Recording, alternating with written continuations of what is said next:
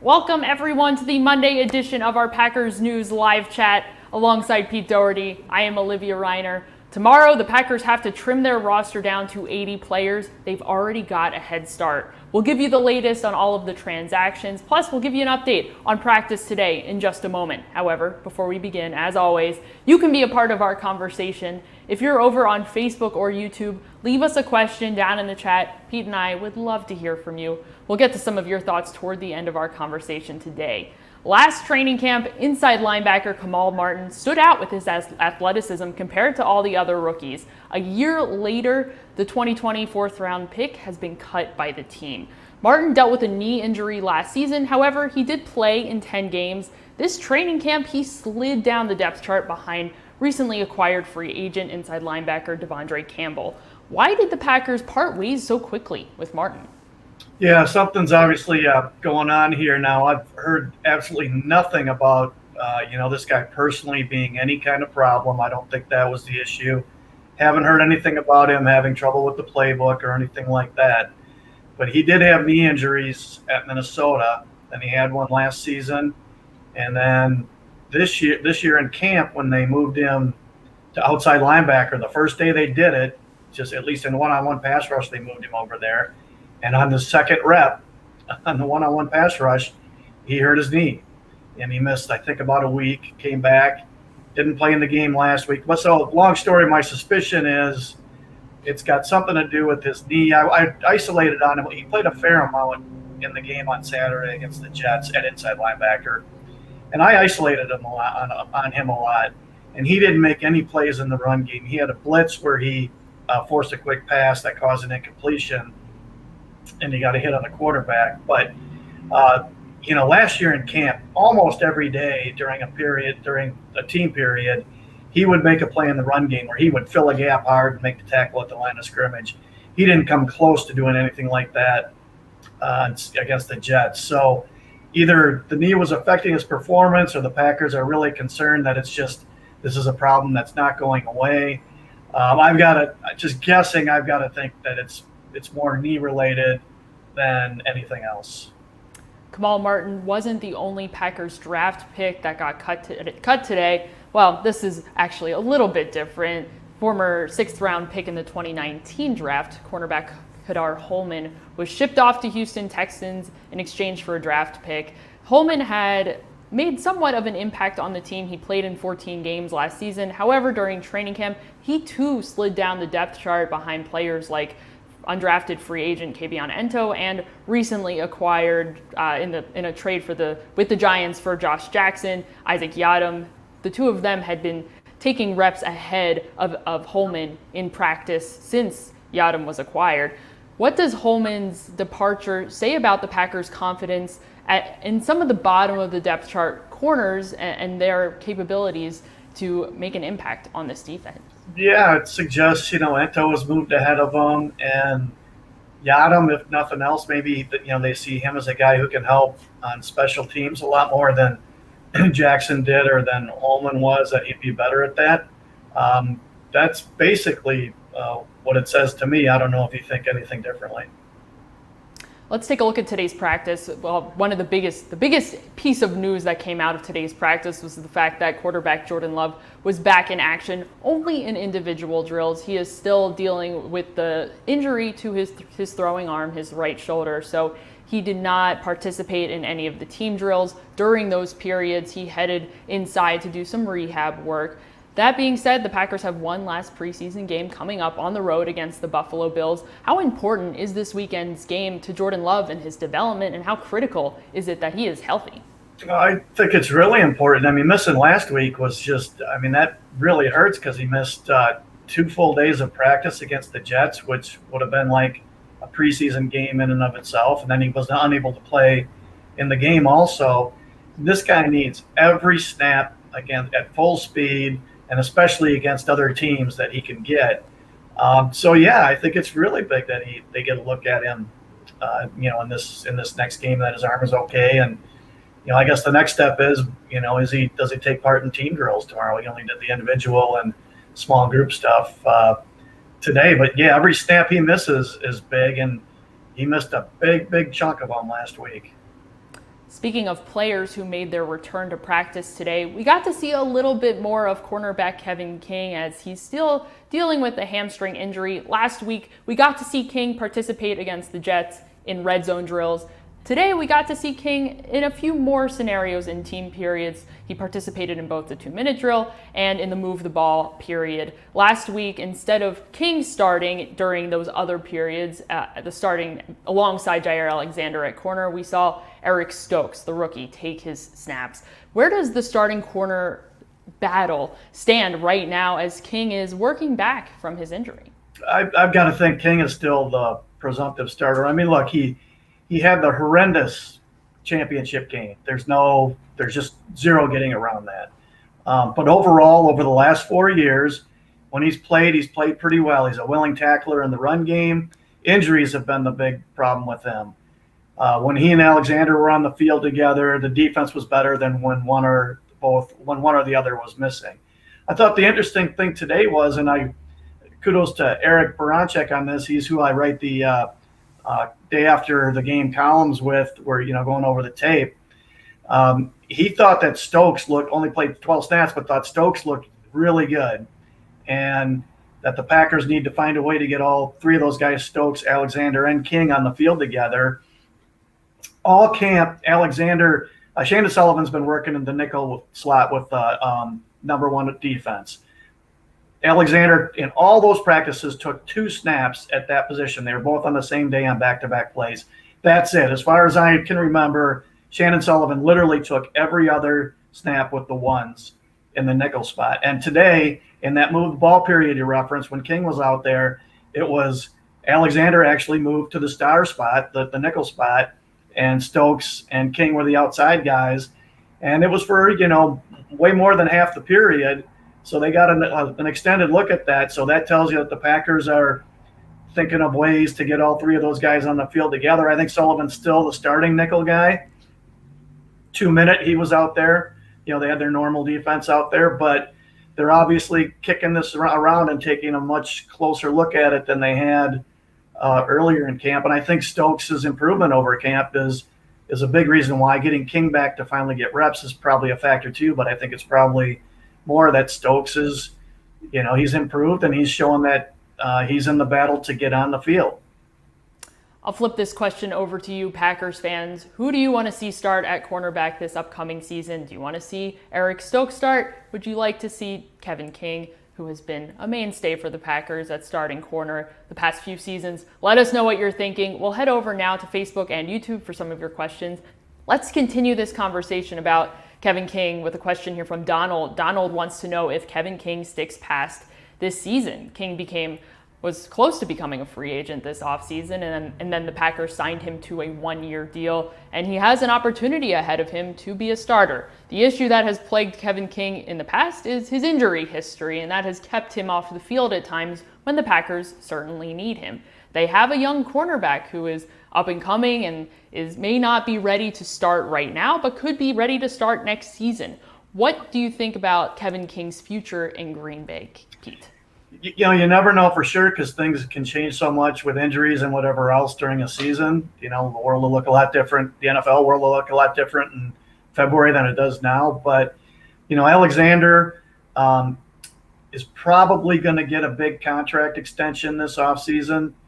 They've got him for the 5th-year option that the team gets on first-round picks. The Packers have that.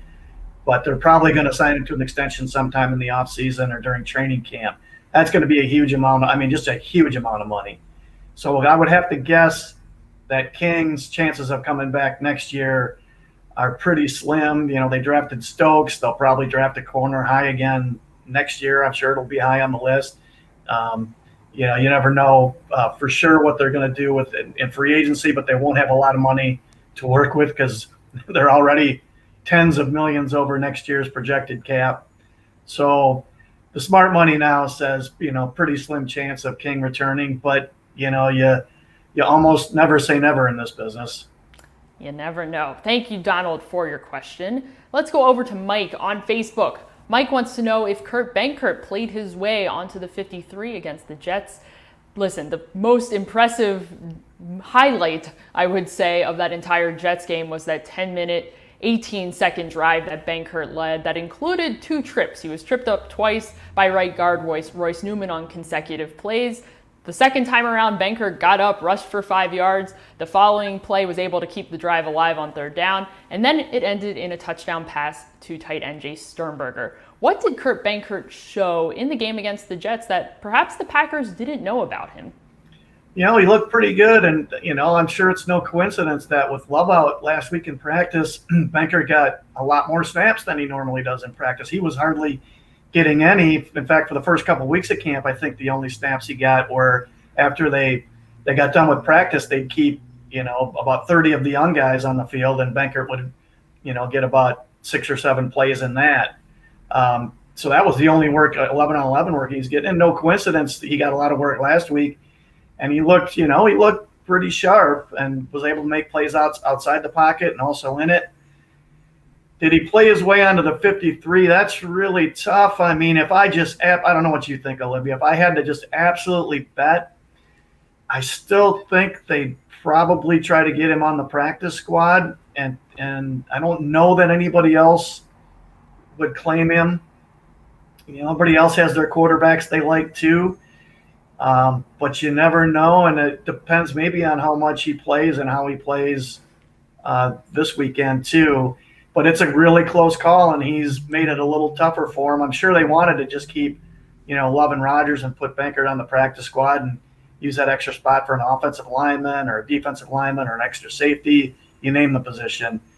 But it's a much, much closer call now. And that's just a guess because I don't know what I just gave is just a guess because I don't know what the Packers are thinking. I don't know if you think they'll keep him or not. If you're the Packers, you might whisper in Kurt Benkert's ear this weekend, "Don't play that well, please, so we can hide you on the practice squad." or maybe don't play him. Maybe Love plays the whole game. It's certainly possible if he's healthy enough, especially after missing this past weekend. It may be smart for the Packers to get Jordan Love as many reps as humanly possible. We'll see if Kurt Benkert plays this weekend, and we'll see if the Packers decide to keep him around, whether it's on the 53 or the practice squad. They'd be crazy not to keep him on the practice squad at the very least. Thank you, Mike, for your question. Speaking of how many players may or may not make the roster, let's take a question here from Steve. Steve wants to know which wide receivers are quote-unquote locks and how many will make the 53, 6 or 7. Right now, in my mind, Pete, and I'd like your opinion too, there's probably 3 receivers or so that are battling to make the 53-man roster. Those 3 receivers, Reggie Begelton, Malik Taylor, and Equinemius St. Brown. Taylor has been the one that's been putting on a show. He's been getting plenty of looks in the last 2 preseason games, and he's been at least 3 or 4 passes per game that he's been able to turn into completions and make something out of them. That being said, with all of the competition that is happening right now in the wide receivers room, and Devontae Adams called it one of the deeper rooms that the team has had in recent years, who of that list is going to make the 53? Yeah, good luck guessing. I'd probably even throw Funchess in there unless you think it's already a foregone conclusion that he's gone. Maybe. No. But I'd probably throw him in there too because you got the 5 locks and then probably 4 guys. I'm thinking they'll keep 6. Maybe they keep 7. I'm not sure that group is that good where it's worth keeping 7. Especially with how much LaFleur likes tight ends and how many at that position he might want to keep. I guess if I had to handicap it, I'd lean towards Taylor being the favorite because he was a good special teams player last year and would have a big role in that too. And if you're in that spot, if you're active, you got to play a lot of special teams. The Cobb signing, I think, really hurt Funchess and the hamstring injury too. And I think he's going to make like 2.1 or 2.2 million this year. And at this point, like even saving $500,000 would be pretty big for the Packers just because you can carry that money over to next year and every dollar is going to count. So I wouldn't make him the favorite right now, I don't think, but it depends on how they practice this week and what happens in the game. And Begelton and Winfrey would both be good candidates, I think, for the practice squad. I'll flip that question to you. Again, Packers fans, what do you think of the bottom of the roster receivers? Who will make the 53? Who will make the practice squad? And who is going to be packing their bags? Thank you, Steve, for your question. Let's go to Jim on Facebook. Jim wants to know how bad Love's injury was that he sustained against the Houston Texans. Knocked down left tackle Yash Nyman was the one who wasn't able to hold his block off long enough, and that's what ended up happening. Love getting hit in the game against the Texans. We don't know the extent of the injury, exactly what it was, but the fact that he was back out at practice today, roughly a week later, participating in individual drills and not looking super limited, how optimistic should the Packers be about Love's status for this upcoming weekend against Buffalo? You kind of get the feeling, just based on not so much what LaFleur said, but how he said things in the last couple of days, that there's a pretty good chance he'll play this weekend. But I watched him some during those drills. I was taking attendance and doing other stuff too, so I didn't watch him all the time. I never really saw him cut loose on any throws. He looked like he was, taking it relatively easy. He's been throwing inside the Hudson Center, LaFleur said last week.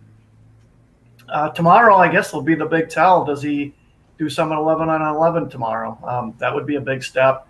And, if he did that and had no setbacks for Wednesday on their off day and then practice again Thursday, then I would think then he's going to play on Saturday. So maybe a lot depends on how he feels tomorrow morning.